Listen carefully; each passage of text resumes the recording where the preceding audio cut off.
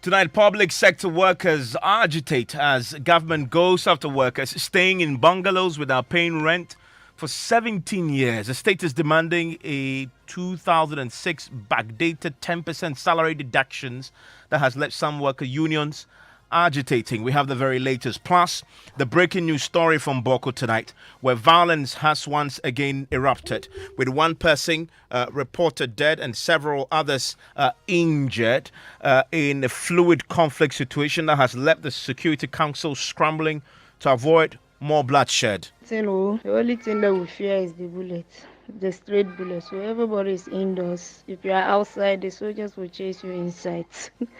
Boku is now like Iraq, Ukraine, and Russia.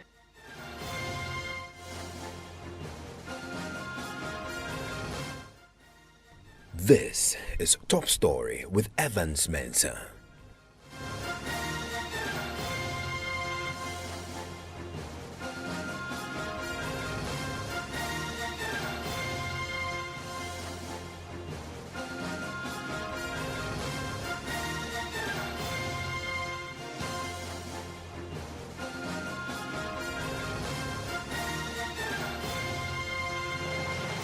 And Top Story is always brought to you by Vodafone and Prime Insurance. And breaking news story in the last few hours has been the story in Boko, where violence has re-erupted this evening with reports that one person has so far been killed and several others injured in a fluid conflict situation that has left the Security Council scrambling to avoid more bloodshed. We understand it's possible that some of the security agencies and personnel responding to this latest eruption in this conflict situation may themselves have been injured in this. There are reports of people fleeing the Boko township in the upper East region tonight. There is more on this, of course, on Newsnight, but we've managed to get through to some of the security officials on the ground, particularly the chairman of the Municipal Security Council, who confirms that the place is pretty fluid. He himself and the regional minister,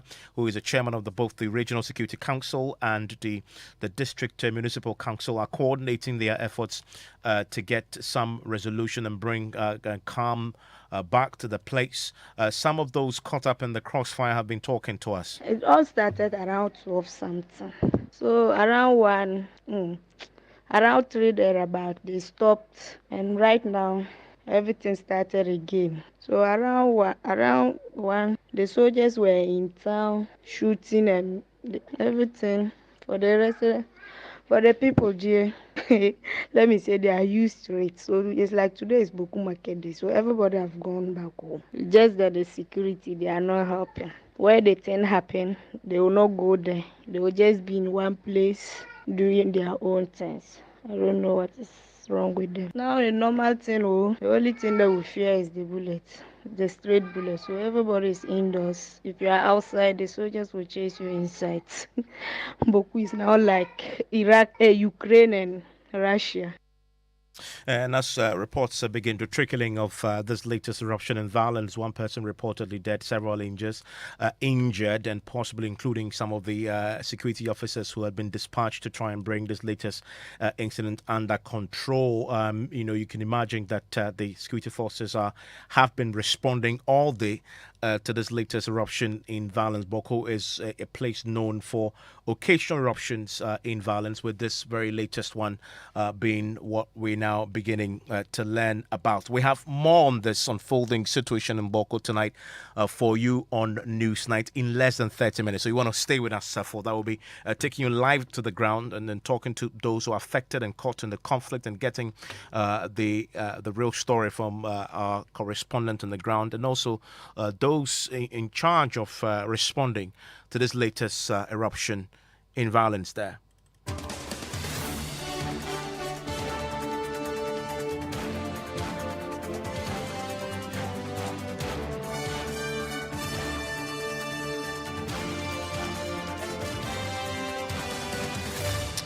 And to another unfolding story tonight that is set to pitch workers against government. Many people, many public servants are tonight agitating following a resolve by the Finance Ministry to recover all unpaid rent dating back to 2006 from all workers who have been staying in government bungalows across the country.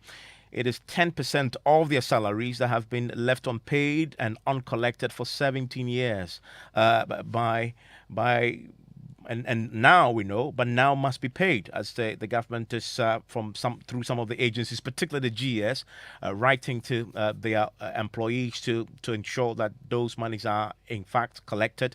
We're hearing from nurses and teachers who are raising concerns with the timing of the demand and the decision to backdate it more shortly. But first, let's break down what we now know so far for you on this, as this is affecting many workers across the country.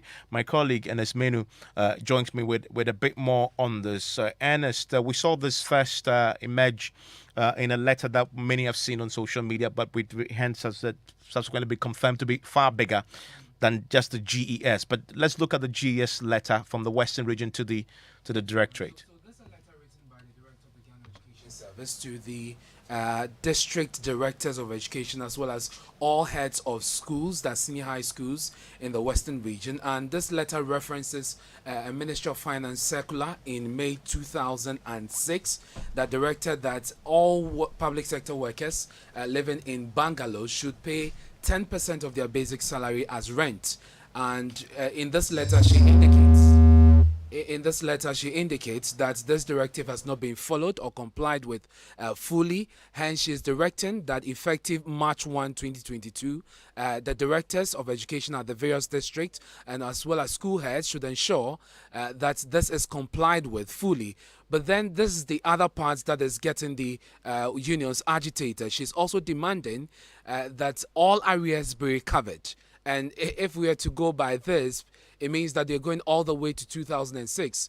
People who are owing as far back as when the directive was issued by the Finance Ministry would have to pay back. And that is what the unions are not really happy about. Okay, and then so this is the letter to the GS. But as we're learning, this goes way beyond just teachers. That is so. It appears that generally public servants who have been staying in government bungalows must pay to the state 10% of the salaries. And now, of course, the time is due as government is now demanding that the payments are done. There's a hint to this in the Auditor General reports over the years. Yes, we've been looking at it, and the latest we picked was the 2019 report, and you'd see, Evans, that as many as 383 public sector workers in the health, and that's the Ghana Health Service and the Ghana Education Service, have not complied fully with this directive. And so you'd find, for instance, with the health sector, that 11 institutions have defaulted. And let me bring you the breakdown. For the Ghana Health Service, we have these institutions: the Chimota Hospital, the total number of staff there 10, and you have a total amount of 42,628. The Accra Psychiatric Hospital is also there. You have the Shai Hospital, Shai Osudoku Hospital, the Cape Coast Teaching Hospital. Then there's the Center for Plant Medicine Research, the Tete Kwashi Memorial Hospital, Evans. Over there, you have 55 of the staff who have not paid their rent. Doma East District, for instance, have only 4. Joaboso, 27. There's Seshuyo also Government Hospital, 44. And then you go to Impoho Health Center, where you have 24 of the staff there who have defaulted. So the total amount for these 11 institutions under the Ghana Health Service is 472,200 223.16. Just about 500,000 CDs, but that is just for 2019. The That's thing just is, for 2019. if you go back, into the Auditor General's report, you see a catalog of other years, defaulting of some of these public servants who have been various staying. institutions. Yes, for example, if you go to say the 2012, for example, the Auditor General talks about $164,000 that is due in rent that hasn't been paid, and has consistently been asking that the agencies recover this, because this is pursuant to a government of Ghana directive, the Finance Ministry's directive in 2006, and so that's why they are backdating it. The questions that the workers have been asking today is why now? And why backdating and it Evans, to specifically 2006? with the Ghana Education Service, if you look at the 2019 Auditor General's report, it gives you the figures, the breakdown as follows. So for the headquarters, you have 9 staff or tenants who have not, complied with this directive, and the amount there is 78,371.21 pesos. And then for the Eastern Regional Education Office, there are 5 officers there. And this between the period of November 2016 to June 2019, and the amount 18,248.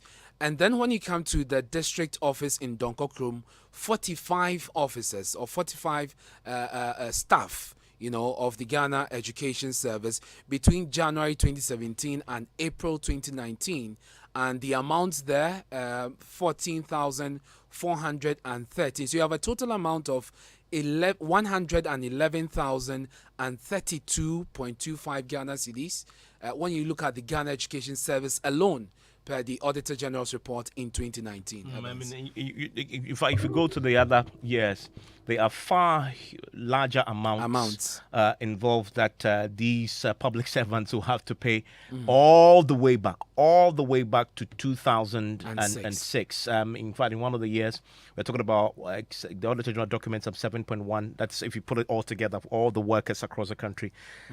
More than 7 million cedis. So that's a huge amount. Let's bring in NAGRAT's President Angel Kabono, who is joining us on the telephone line right now. Mr. Kabono, I'm grateful for your time. I'm wondering whether any of your members may be affected by this. Hello? Hello, Mr. Kabono, can you hear me? I cannot hear you. Okay, is it better? Can you hear me, Hello? Mr. Kabono? Hello, Mr. Kabono, can you hear me? No, I can't hear you at all. Okay, let's see if we can... The line is very, very, very faint. Okay, can you hear me at all?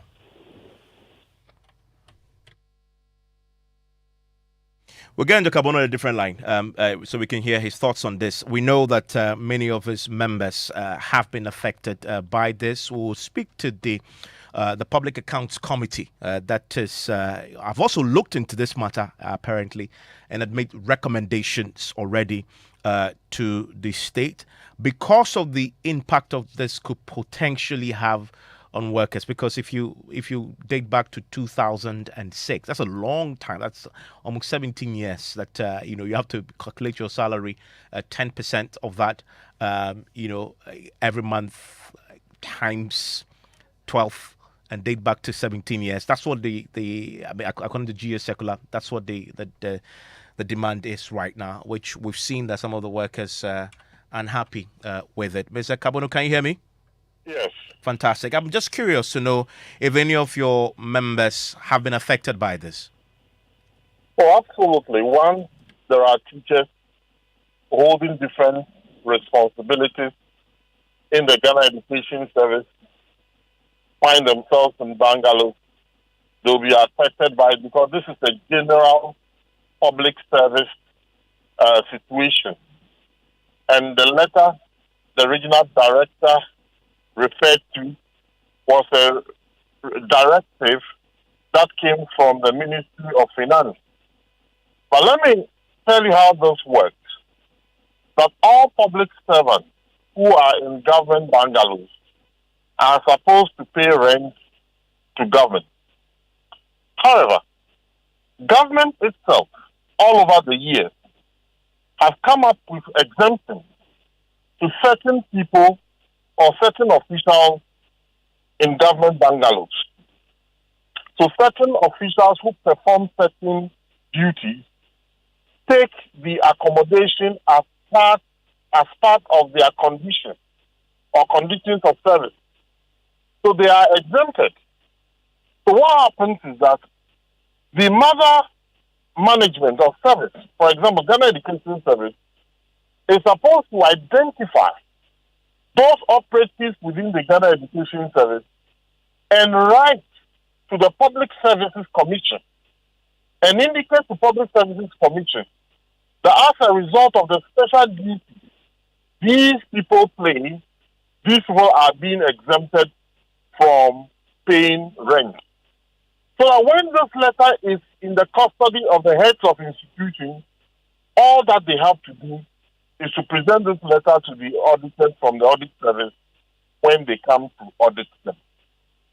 I don't know whether this has been done, because when the people from audit service come, there is no letter to prove or to give to them indicating that this X number of teachers perform these duties, therefore the teachers ought to be exempt. Now, there is another argument being raised. That is to say that those teachers who are on campus but do not have any assigned or officially assigned roles as housemasters, house mistresses, etc.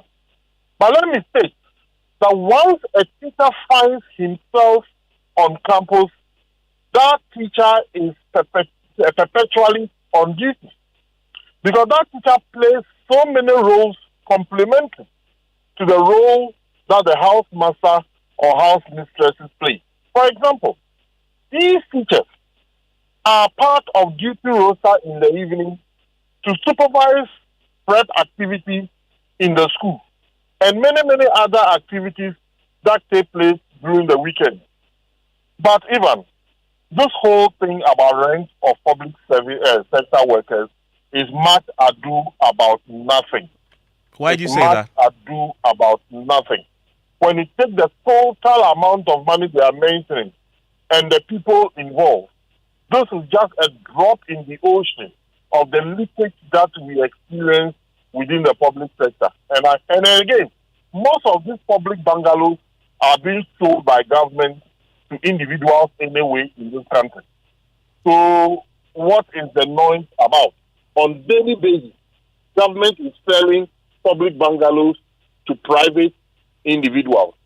So when the public bungalows become this important to the government, that we will be making so much noise about the situation as we are making right now. So, but bottom line, your members are expected to pay up. They're not only expected to pay up now, they're expected to pay up backdated to 2006.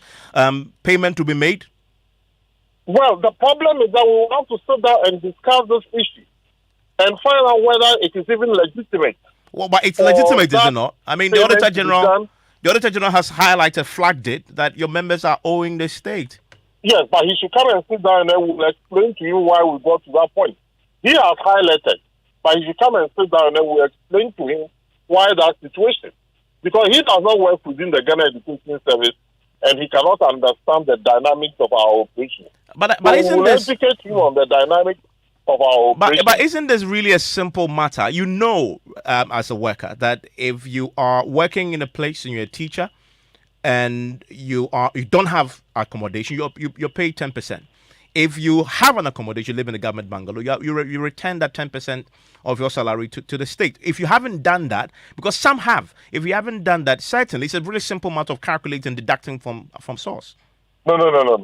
That is a very simplistic approach to the issue. Those teachers perform certain duties that they are not compensated for. Those teachers perform very important duties that nobody compensates them for it. Some of them were even convinced to be in the school compound just to perform those duties. And the Ghana Education Service and the government of Ghana itself know that it does not have any compensation package for those who perform those duties. So we will bring in the Auditor General. We will educate the Auditor General about the complexities of how we operate within the Ghana Education Service. He has no choice than to understand our... But you're not saying, Mr. Kabun, that you won't pay. Is that what you're saying? I say he should come and get education. He should come and get explanation as to how the situation arose.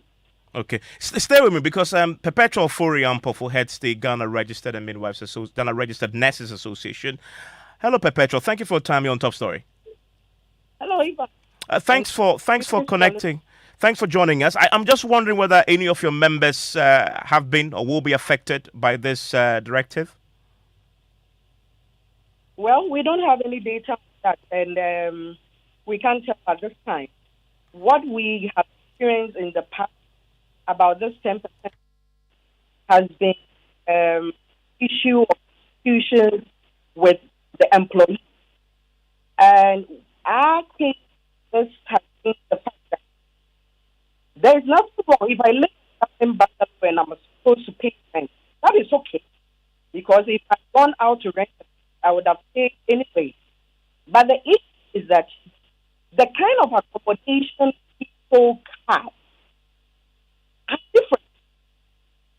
If somebody lives in a two-bedroom flat with a whole kitchen, a bath, everything set, maybe a one-story house or a simple flat bungalow or whatever it is, and it's paying 10%, and somebody living in a small room, a one-room, sharing toilet and bath with other colleagues, and it's paying 10%.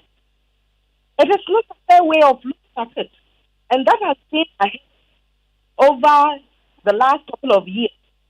And it caused some agitations in some institutions. You can talk about Accra, and some other places. There should be a holistic way of looking at this so that people or workers are treated fair. You cannot just have 10% on income and expect everybody to pay the same amount of money. We have made a case that why can't the institutions actually sit down with employees and then determine, and this scenario that is being done with some other institutions, and make a decision that, okay, you live in a one room, shared facility with other colleagues. You live in one bedroom apartment with it self-contained with toilet, bathroom, wall, everything. You live in a bedroom facility. So that you can pick amount, this person amount, this person amount. Then we can see some fairness.